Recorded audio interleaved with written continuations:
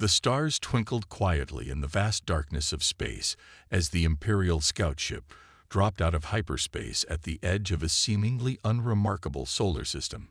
Its sleek, metallic hull reflected the distant sunlight as it began its standard survey procedures. Inside the vessel, automated systems catalogued the planets, starting with the outer gas giants and working inward. Captain Ray Butler stood at his post in the Earth Defense Command Center, sipping his third coffee of the night shift. The massive screens before him displayed the usual array of satellite data and space debris tracking information. Nothing unusual, just like every other night for the past 15 years. But tonight was different. One of the younger operators, Mike Green, suddenly sat up straight in his chair. "Sir, we're picking up some strange readings from beyond Neptune's orbit." Butler placed his coffee down and walked over to Mike's station. "Show me." The data scrolling across the screen made no sense. The energy signature didn't match any known satellite or space debris. It moved with purpose, adjusting its course in ways that defied natural orbital mechanics. "Get Major Wilson on the line," Butler ordered, his voice steady despite the growing tension in his chest. "And someone wake up the boys at NASA." Within an hour, Major Tom Wilson arrived at the command center, his uniform slightly wrinkled from the hasty drive-in. The situation had only grown more complex. 3 more unknown objects had appeared, all exhibiting the same impossible movements. "What are we looking at, Captain?" Wilson asked, his eyes fixed on the main display. "Sir, these objects are using some form of propulsion we've never seen before. They're scanning the system, methodically moving from planet to planet, and they're getting closer." In the depths of space, aboard the Imperial scout ship Seeker**, First Officer Dale observed the readings from the third planet with growing interest. "Commander, you need to see this." Commander Swift moved to the observation station, his silver uniform reflecting the soft blue light of the holographic displays. "Report. The third planet. It's teeming with artificial satellites. Thousands of them. And the radio waves." Dale paused, double-checking his readings. "They're broadcasting constantly. This is a developed civilization." Swift's expression remained neutral, but his eyes narrowed slightly. "Classification. Pre-FTL, but surprisingly advanced for their isolation. They've achieved basic spaceflight, global communications, and—" Dale's voice trailed off as new data streamed in. "Sir, they've detected us." Back on Earth, the Situation Room of the White House was packed with military leaders, scientists, and government officials. The president sat at the head of the table, listening intently as Major Wilson presented the latest findings. "Mr. President, in the past 6 hours, we've detected what we believe to be artificial spacecraft at the edges of our solar system. They're using technology far beyond our current capabilities. This is not a drill, and this is not a natural phenomenon." The room erupted in hushed whispers. The Secretary of Defense leaned forward. "Are they hostile?" "Unknown, sir," Wilson replied. "But they're being careful, methodical. They're studying us." On the Imperial scout ship, Commander Swift prepared his report for the expansion fleet. Planet designation: Sol 3. Species: bipedal humanoids. Technology level: Category 4, pre-FTL. Military capability: limited to planetary defense and near-orbit operations. Resource value: exceptional. Recommended action: forward to expansion fleet for standard acquisition procedures. The message shot through hyperspace, reaching Admiral Marcus's command ship within hours. The Admiral, a veteran of 100 planetary acquisitions, smiled as he reviewed the data. Another primitive world, ripe for integration into the Empire. "Set course for Sol system," he commanded. "Standard conquest protocol. And send word to the Emperor. We found another jewel for the crown." Back on Earth, as governments worldwide scrambled to respond to the situation, Major Wilson stood alone in his office, staring at the latest satellite images. Something about the visitor's behavior seemed familiar, too familiar. It reminded him of old military reconnaissance patterns. He picked up his secure phone and dialed a number he'd hoped never to use. Dr. Reed, this is Major Wilson. Remember that quantum defense project you proposed last year? How quickly can you make it operational? The pieces were in motion. Humanity's first contact with an alien civilization was about to become a lesson in underestimation, though not in the way the Empire expected. Admiral Marcus stood before the massive holographic display aboard his flagship, watching as data streamed in from the scout ships. His dark uniform, decorated with countless medals from previous conquests, reflected the blue glow of the screens. Behind him, a team of analysts worked quietly at their stations. "Tell me about these humans," he commanded. Lead analyst Pete stepped forward, clearing his throat. "Sir, they're quite interesting, actually. They've split their planet into multiple governing bodies, yet maintain global communication networks. Their military technology is primitive. Nuclear weapons, basic spaceflight, and simple orbital satellites. Primitive indeed." Marcus smiled. "Continue. They're burning fossil fuels for energy, though they've begun transitioning to renewable sources. Their biggest advantage seems to be their rapid technological growth. They went from basic flight to space travel in less than 70 years. Marcus waved his hand dismissively. "Every species shows quick growth before joining the Empire. What about their defenses? On Earth, those defenses were far more sophisticated than the Empire realized. Deep beneath the Rocky Mountains, Dr. Anna Reed led a team of scientists through a maze of underground laboratories. The facility hummed with energy as quantum computers processed the alien signals they'd intercepted. Major Wilson," she called out as the officer entered her lab. "We've cracked their basic communication codes. They're using a quantum-based encryption." But she smiled. They'd never expected anyone to have our particular approach to quantum mechanics. Wilson looked at the streaming alien text on the screens. "What are they saying?" "They're underestimating us, Major, severely." Reed pointed to various sections of translated text. "They classified Earth as a Category 4 civilization, pre-FTL capable, minimal defensive capabilities, ripe for conquest." Wilson's expression hardened. They're in for a surprise. Across the globe, humanity's secret preparations continued. In the South Pacific, massive underwater facilities activated, their existence known only to a handful of world leaders. Within the Amazon rainforest, hidden installations began powering up defense systems that had been disguised as research stations. Back on the Imperial flagship, Admiral Marcus reviewed the final conquest assessment. The holographic display showed Earth rotating slowly, with key strategic targets highlighted in red. "Their major military installations are obvious," he noted. "Their satellite network is extensive but fragile. No energy shields, no antimatter weapons, not even basic gravity manipulation." He turned to his command staff. "This will be a standard conquest. Minimal forces required."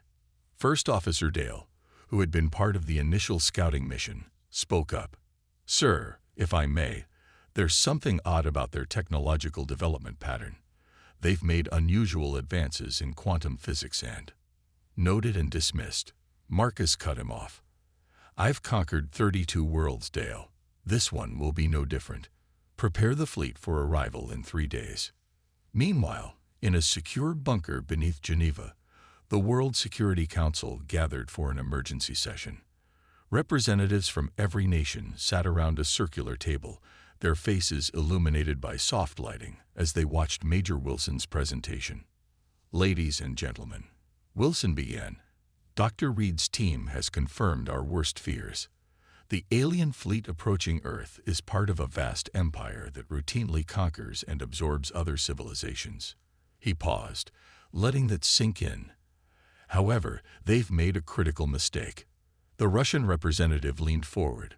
"What mistake?" "They think we're defenseless." Wilson pressed a button, and the room's displays lit up with images of secret installations worldwide.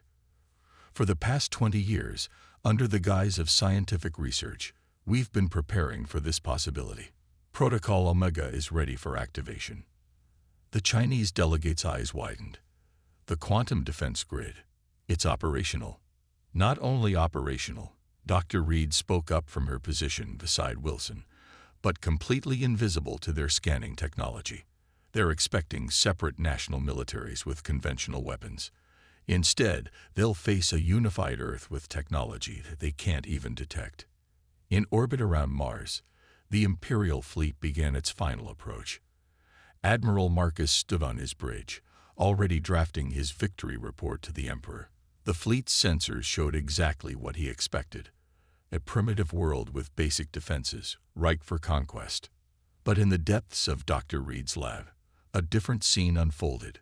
She and her team watched as their quantum sensors revealed the true nature of the Imperial ship's weaknesses. The data confirmed their theories.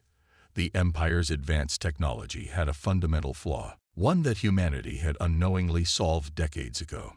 Major Reed said, her voice steady, "When should we show them what humanity is really capable of?" Wilson smiled grimly. "Let them come a little closer first. Let them think they have the upper hand. The Empire's about to learn why you should never judge a species by its apparent limitations." The Imperial scout ship's engines glowed bright blue against the black of space as it led a small fleet of 5 warships toward Earth. Their mission was simple: demonstrate the Empire's power and force an early surrender. Commander Swift stood proudly on his bridge. Launch the warning shot.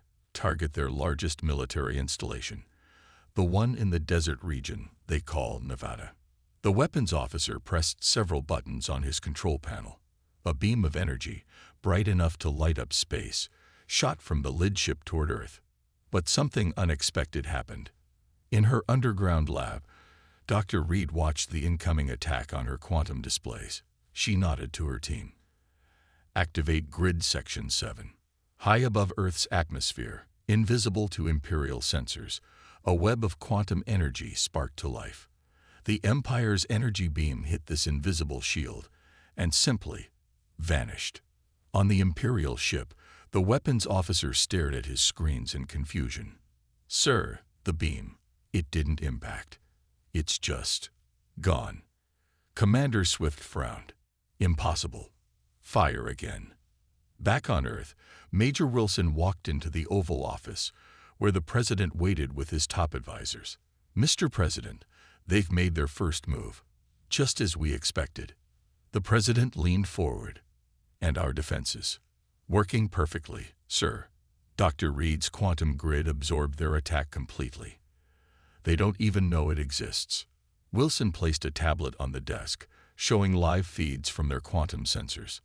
"Now it's our turn." High above Earth, Commander Swift was becoming frustrated. 3 more shots had disappeared without a trace. "Launch probe droids. I want to know what's happening down there." As the Imperial probes descended toward Earth, Operation Silent Thunder began. Hidden bases in the Arctic, Pacific Ocean, and deep in the Amazon jungle activated their systems. Hundreds of small, quantum-shielded fighters rose silently into the sky, invisible to Imperial sensors. Dr. Reed stood in her control room, surrounded by screens showing the operation's progress. "Major Wilson, our pilots are in position. The captured Imperial scout ship's data is proving very useful." Wilson nodded. "Begin Phase 2. In space, Commander Swift was studying the probe data when his ship's alarms suddenly blared. "Report," he shouted. "Sir, multiple small craft appearing out of nowhere. They're using some kind of... We can't get a lock on them." The Earth fighters, using technology reverse-engineered from the captured scout ship, moved in perfect formation. Their quantum shields made them nearly invisible, and their weapons were specifically designed to target Imperial weak points. Swift watched in horror as the first wave of Earth fighters opened fire. Their energy beams, modulated to the exact frequency needed to penetrate Imperial shields, sliced through one of his warships like it was made of paper. "Impossible," he shouted. "These primitives shouldn't have this technology." All ships returned fire. But the Imperial weapons continued to vanish into Earth's quantum grid, while the human fighters struck with surgical precision. 2 more Imperial ships suffered heavy damage before Swift gave the order to retreat. In the White House Situation Room, the president watched the battle unfold. "They're running," he observed. Wilson smiled grimly. "Just wait until they meet our surprise in orbit." As the Imperial ships attempted to flee, they encountered the second phase of Earth's defense. Hidden satellites, cloaked by the same quantum technology, activated around the planet. They created a web of energy that trapped the Imperial ships in place. Commander Swift's voice shook as he sent an emergency transmission to Admiral Marcus. "My Lord Earth, Earth is not what we thought. They have technology we've never seen. They've damaged 3 ships, and now we're trapped. Request immediate assistance." In her lab, Dr. Reed watched the trapped Imperial ships with satisfaction. "Should we let them go?" she asked Wilson. "Not yet," he replied. "First, let's give them a proper demonstration of human ingenuity. Launch the boarding teams." Special Forces units, trained for years in secret, deployed from the Earth fighters in advanced spacesuits. Using quantum tunneling technology, they phased right through the Imperial ships' hulls. Commander Swift could only watch in disbelief as Earth troops appeared inside his ships, bypassing all defenses. His crews surrendered without a fight, too shocked to resist. Within hours, humanity had captured 4 Imperial warships, complete with their crews and all their technology. The 5th ship was allowed to escape, carrying a message back to the Empire. Major Wilson stood in the captured bridge of Swift's ship, looking at the stars through its viewport. "Send word to Dr. Reed," he said to his aide. "Tell her to begin Phase 3. The Empire's about to learn that humanity's greatest weapon isn't our technology. It's our ability to adapt and overcome." Admiral Marcus stared at the holographic replay of his scout fleet's defeat for the 10th time. His face grew darker with each viewing. The remaining officers in his command room stood silent, afraid to speak. "Impossible," he muttered. "Simply impossible." First Officer Dale cleared his throat nervously. "Sir, Commander Swift's ship just returned. The data they've sent confirms everything. The humans have technology that we've never seen before." In his rage, Marcus slammed his fist on the control panel. "They're primitives. They don't even have faster-than-light travel. How could they possibly?" He stopped suddenly, his eyes narrowing. "Show me their quantum readings again." Meanwhile, on Earth, Dr. Reed was making a breakthrough that would change everything. She stood in her lab, surrounded by data from the captured Imperial ships. Her hand shook as she read the results of her latest analysis. "Major Wilson," she called out. "I found it. I finally found it." Wilson rushed into the lab, coffee cup still in hand. "Found what?" Reed pointed to her screens, where complex equations scrolled past. "The Empire's fatal flaw. Their entire civilization is built on Type A quantum mechanics. But she smiled, "we discovered Type B 30 years ago." "In simple terms, Doctor?" Wilson asked. "They're stuck thinking in one direction.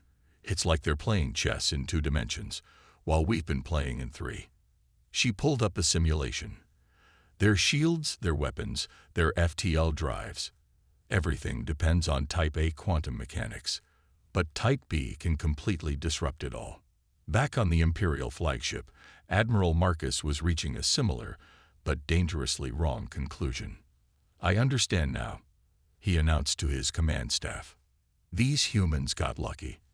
They stumbled upon some quantum anomalies and built crude defenses around them. But they can't possibly understand or control them properly." First Officer Dale tried one last time. "Sir, the data suggests their control is quite sophisticated." "Enough," Marcus shouted. "They're savages who found some advanced toys. Nothing more. Prepare the main fleet. We'll show them what real Imperial power looks like." On Earth, preparations for the coming battle reached their final stages. In orbit, the captured Imperial ships had been completely retrofitted with Earth's quantum technology. Deep under the Pacific Ocean, massive quantum reactors hummed to life. Dr. Reed worked with her global team, fine-tuning their defensive systems. The Empire's mistake isn't just underestimating us, she explained to Wilson as they walked through the command center. They've become so convinced of their superiority that they've stopped looking for new solutions. And we haven't? Wilson asked. We never stopped questioning, never stopped exploring. Reed brought up a holographic display of Earth's defense network. While they've spent centuries conquering, we've spent that time innovating. Every time they attacked someone, they used the same tactics. But us, she smiled. We've prepared for everything. In high orbit, the president toured one of the captured and converted Imperial ships. Captain Butler, now commanding the vessel, explained the modifications. We've completely replaced their quantum drives with our own, Butler said proudly. The ship is now 30% more efficient and twice as maneuverable. The Empire won't expect their own ships to be used against them, especially not improved versions. The president nodded. And the crew? Many of the captured Imperial crew members have actually requested to stay and help, Butler replied. They're fascinated by our technology. Some of them say it's like seeing color for the first time after living in black and white. Back on the Imperial flagship, Admiral Marcus finalized his invasion plans. We'll hit them with everything at once, he declared. No more demonstrations, no more warnings. Full conquest protocol. Sir, an aide interrupted, bringing him a message. We're detecting massive energy signatures around Earth. They're powering up something big. Marcus dismissed the warning. Just their primitive defense systems. Nothing our fleet can't handle. He turned to his command staff. Send the order to all ships. We attack in 6 hours. In her lab, Dr. Reed watched the Imperial fleet gathering. She turned to Wilson with a serious expression. They're making exactly the mistake we hoped they would. How long until the quantum cascade device is ready? Wilson asked. 2 hours. Reed's eyes stayed fixed on her screens. When they attack, they'll learn that humanity's greatest strength isn't our technology. It's our ability to think beyond what we're told is possible.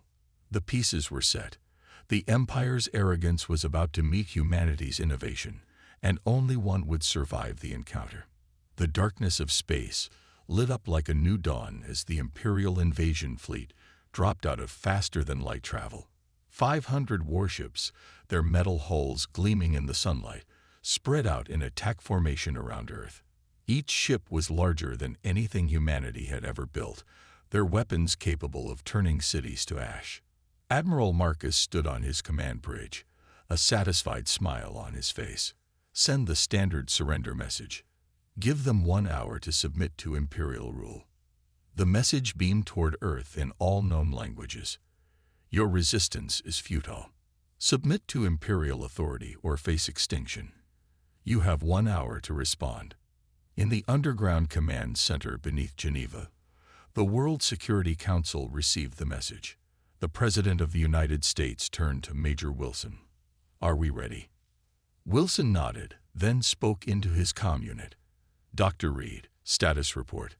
Reed's voice came through clearly. Quantum grid at full power. All defensive systems ready. The cascade device is primed. There was a pause. Major, they've positioned their ships exactly where we wanted them. The president looked around the room at the representatives of Earth's nations. Ladies and gentlemen, shall we give them our answer? In space, Admiral Marcus watched the timer count down. 59 minutes until we begin the cleansing. He announced to his crew. Prepare all weapons systems. First Officer Dale studied his readings with growing concern. Sir, I'm detecting some unusual energy patterns around the planet. Just their primitive defenses. Marcus waved his hand dismissively. Nothing that can stand against Imperial firepower. Suddenly, a single message broadcast from Earth, aimed directly at the Imperial flagship. It was audio only, in perfect Imperial standard language. Look up. The Imperial crew raised their eyes to the main viewport just as Earth's trap was sprung. The seemingly empty space around their fleet flickered as hundreds of hidden satellites revealed themselves, each powered by Type B quantum technology. "What is this?" Marcus demanded. Before anyone could answer, the satellites activated. A web of energy formed between them, creating a massive containment field around the Imperial fleet. The ship's engines flared as they tried to move, but they were locked in place. "Impossible," Marcus shouted. "Full power to engines.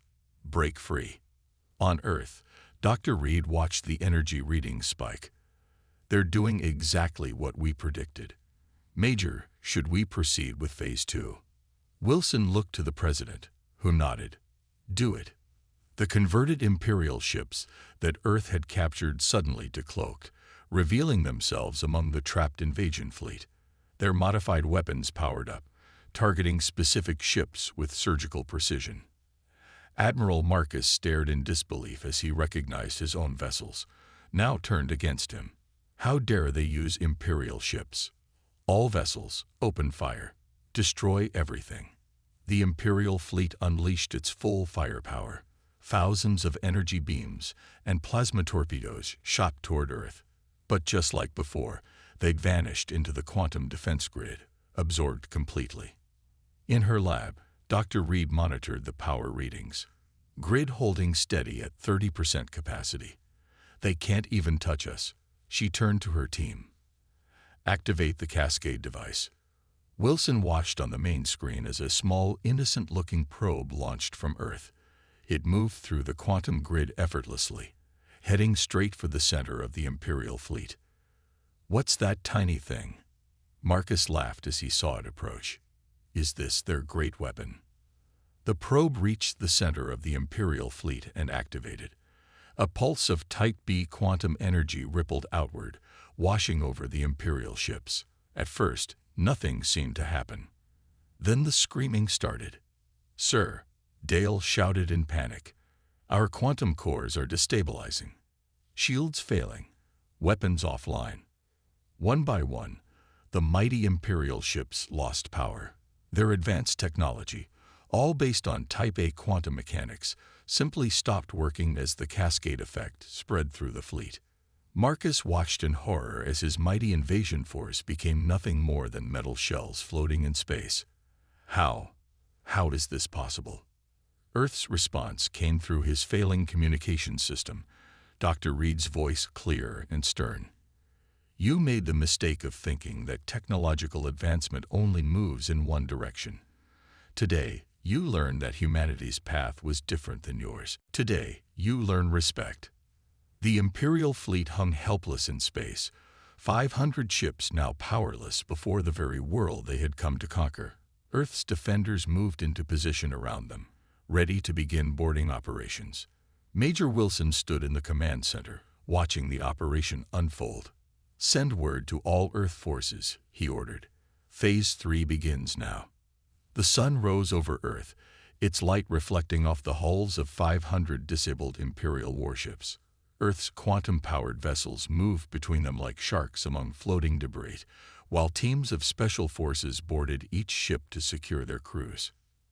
Admiral Marcus stood in his darkened bridge, emergency lights casting red shadows across his face. Around him, his crew sat quietly at their useless control stations. The mighty Imperial flagship, once the pride of the fleet, now floated powerless in space.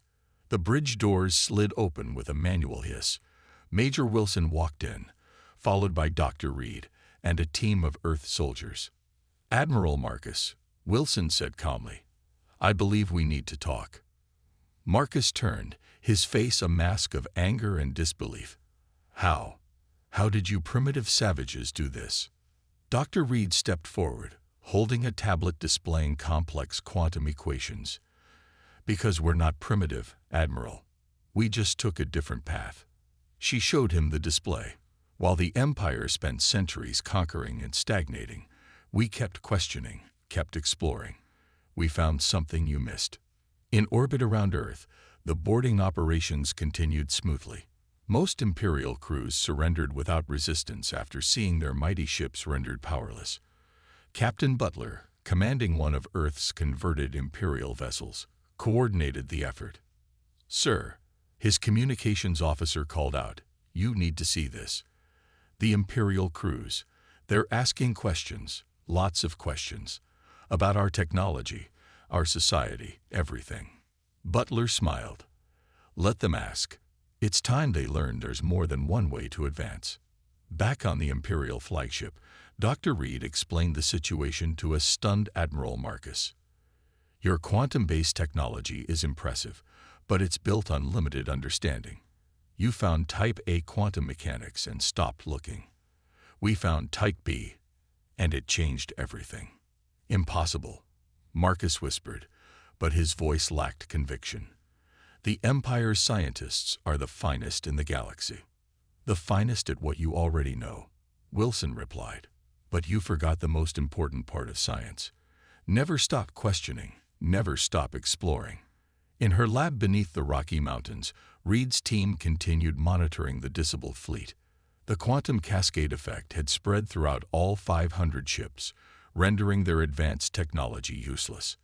But Earth's scientists had already begun studying ways to help the Imperial crews restore basic life support and gravity systems. "We're not monsters, Admiral," Reed explained. "We'll help your crews. We'll even teach you about Type B quantum mechanics. But first, the Empire needs to understand something very important." In Geneva, the World Security Council watched the conversation through secure feeds.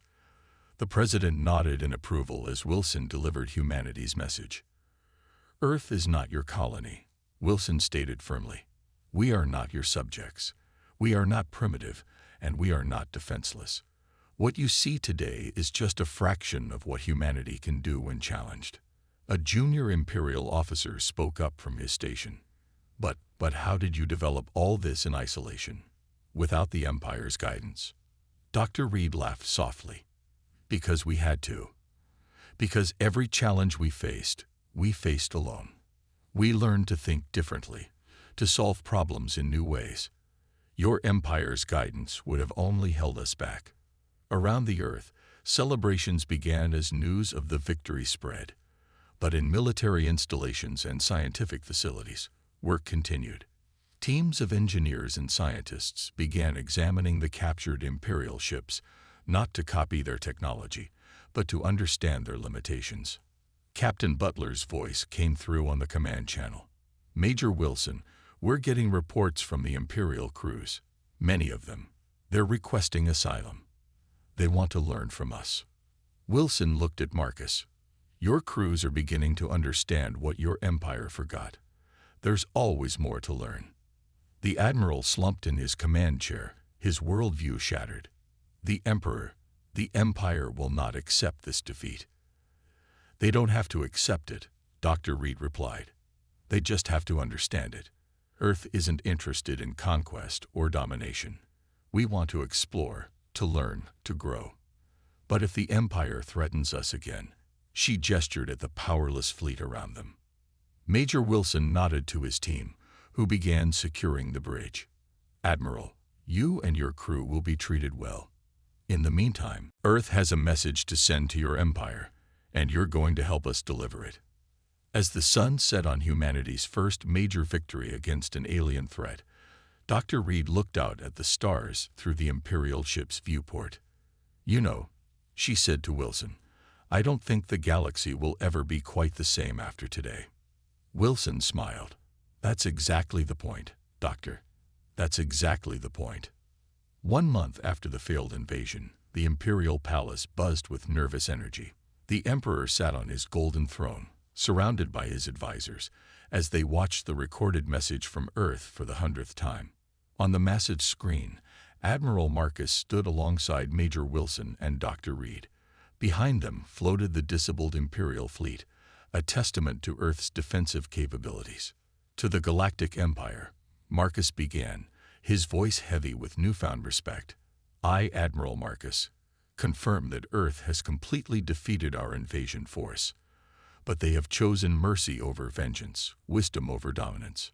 The Emperor's hands gripped his throne tighter as the message continued. Dr. Reed stepped forward in the recording. We have no interest in joining your empire. Earth will remain independent. We offer instead an exchange of knowledge, culture, and ideas, as equals, not as conquerors and conquered. In the depths of space, near the edge of Earth's solar system, a new station took shape. Built from converted Imperial ships and Earth technology, it served as a neutral meeting ground between humanity and the galaxy. Captain Butler, now commanding the station, watched as the first diplomatic vessels from other worlds arrived. Not all were Imperial. Some came from worlds that had heard about Earth's victory and sought their own independence. "It's remarkable," his first officer commented. "1 month ago, we didn't know aliens existed. Now we're hosting a galactic conference." Back on Earth, Major Wilson walked through the expanded quantum research facility.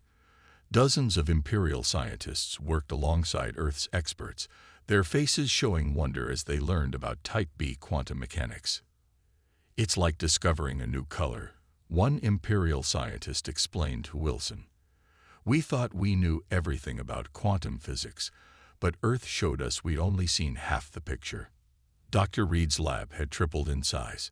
Teams of scientists from both Earth and the Empire worked together, combining their knowledge to push the boundaries of what was possible. "The Empire's not all bad," she told Wilson as they observed the collaboration. "They just got stuck in one way of thinking. Sometimes you need an outsider to show you there's another path." In the Imperial Palace, the Emperor made his decision. His advisors waited nervously as he drafted Earth's official status in the galaxy. The document read, "Earth is hereby recognized as a sovereign world, independent of Imperial control. Their space is to be marked as approach with caution, advanced civilization. All Imperial forces are ordered to respect their borders." But humanity wasn't content to simply defend their borders. Within 6 months, Earth launched its first faster-than-light ship, combining Imperial technology with their quantum innovations. The result was a vessel twice as fast as anything the Empire had built. At the launching ceremony, the President addressed a global audience. "Today marks not the end of our journey, but its true beginning. We have shown the galaxy that humanity's greatest strength lies not in our weapons or defenses, but in our endless desire to learn, to grow, to question what others take for granted." Admiral Marcus, who had chosen to stay on Earth as an Imperial liaison, watched the launch with mixed emotions. "You know," he said to Wilson, "I came here expecting to conquer a primitive world. Instead, I found teachers." The Earth ship disappeared in a flash of blue light, heading toward distant stars. On board, a crew of both humans and former Imperial citizens began humanity's first official mission of galactic exploration. In her lab, Dr. Reed put the finishing touches on a new theory combining Type A and Type B quantum mechanics. The equations promised to revolutionize space travel yet again. She smiled as she thought about how far they'd come. "You know what the Empire's real mistake was?" she asked Wilson during their weekly meeting. "They thought advancement only moved in one direction. They forgot that the universe has infinite paths to explore, infinite questions to ask." Wilson nodded, looking out at the stars through the lab's window. "And now, what's our path?" "Now," Reed smiled, "now we show the galaxy what humanity does best. We explore, we question, we learn, and most importantly, we share what we learn with others. Not as conquerors, but as teachers and students both." As Earth's first starship ventured into the unknown, it carried with it humanity's real message to the stars. There is always more to learn, always another way to solve a problem, and always room to grow, if you're brave enough to question what you think you know. The Empire had sought to conquer Earth. Instead, they had awakened a sleeping giant of innovation and exploration, and the galaxy would never be the same.